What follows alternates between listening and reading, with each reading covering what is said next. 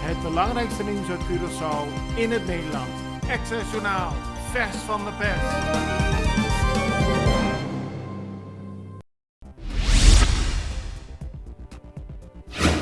Volgens de Extra is de kans groot dat op 15 maart er een akkoord zal worden getekend tussen de Refineria di Curaçao, de overheid van Curaçao en het consortium Cork BV. Zij zouden dan de raffinaderij overnemen. Er wordt al lang gesproken over de overname, maar er wordt weinig over bekendgemaakt naar buiten toe. In vergelijking met vorige onderhandelingen, onder meer met Guangdong Zenrong, Motiva en Clash, werd de pers regelmatig op de hoogte gehouden. Maar nu stelt de Extra dat er vooral achter de schermen veel wordt overlegd en dat het goed lijkt te gaan. Het parlement is gisteren akkoord gegaan met een wetsvoorstel van minister van Financiën Kenneth Gijsberta om de OZB te verlagen. Het gaat om de onroerende zaakbelasting. Dat betekent dat huiseigenaren elk jaar een bepaald percentage van de waarde van hun huis moeten betalen.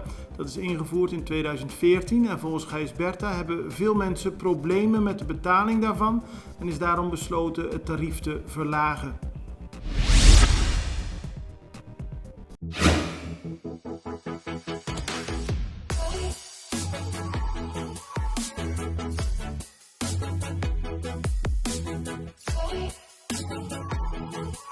Ora você cabe trem, automaticamente botem roupa e hamburger. E se você gosta de pão, escorre saber. Escorre Isafet. E tem roupa e fibra. Esta do nabo energia beco para perder e tem proteína para regenerar o músculo. Panaderia Isa, para o healthy lifestyle.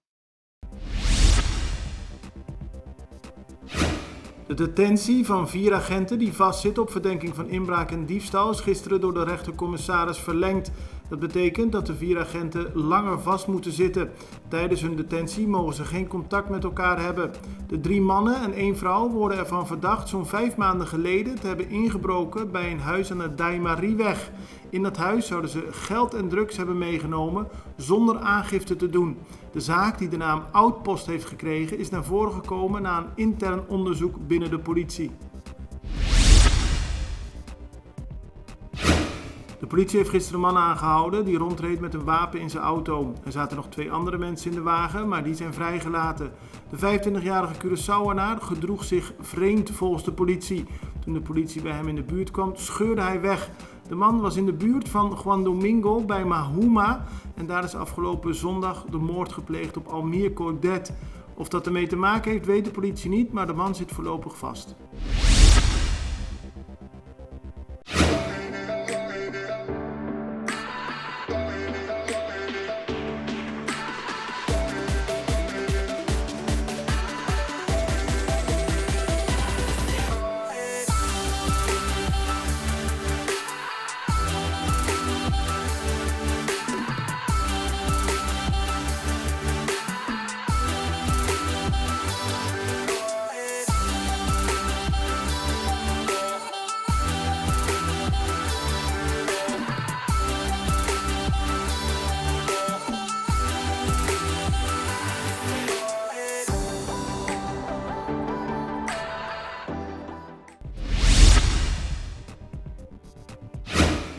Tijdens een gezamenlijke controle van inspecteurs van het ministerie van Economische Ontwikkeling en Volksgezondheid zijn er gisteren enkele onhygiënische toestanden aangetroffen in minimarkets op Curaçao.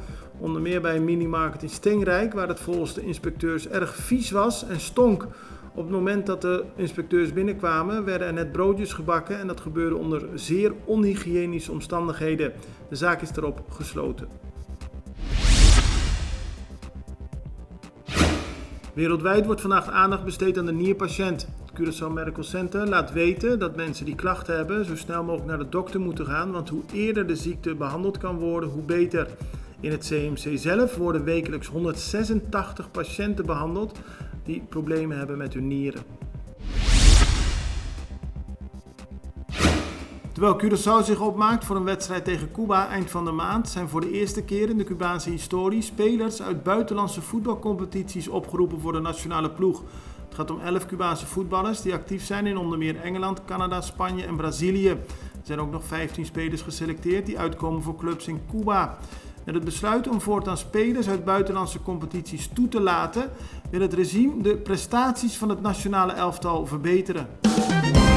Het belangrijkste nieuws uit Curaçao in het Nederland. Extra Journaal, vers van de pers.